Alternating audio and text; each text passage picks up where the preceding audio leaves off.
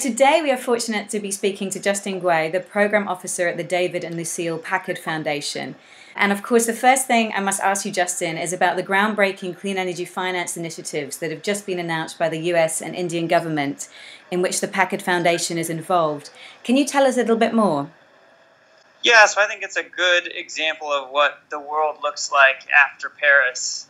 It's a clear demonstration of new innovative sources of finance to catalyze not only clean energy markets, but clean energy markets that deliver for the world's poor so that we can marry climate and development goals and, ensure progress benefits everybody.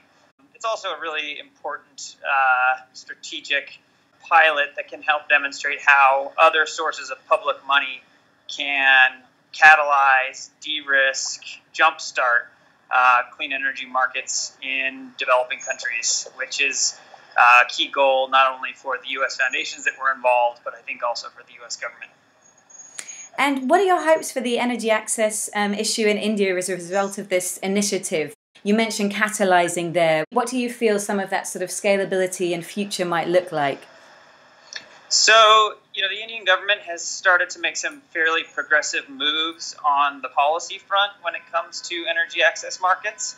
They just passed a mini-grid policy in the state of Uttar Pradesh, which has, 180, 200 million people. So it's its own country, really, which helps to create certainty for developers. It helps to set some kind of policy framework in a state that, or in a market that had been up until that point the Wild West.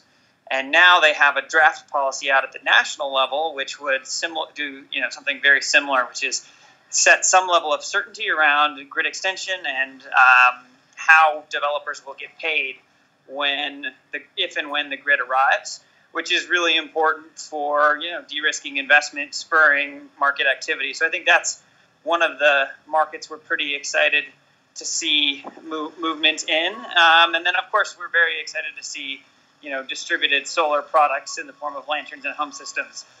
There have been a number of really, really groundbreaking efforts from Celco over the past couple decades up to Simpa, who we invested in last year. And we think that there's a lot more activity that will come about because of these investments.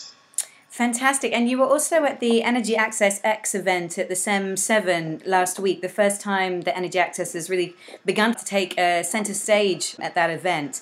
And you're talking again about sort of policy and finance. What were some of your takeaways from that event and sort of the future of off-grid solutions in terms of combating energy poverty and climate change?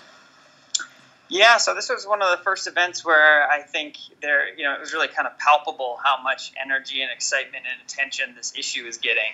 It's moved from what was, at best an afterthought of the climate and energy community to really kind of front and center stage in many ways.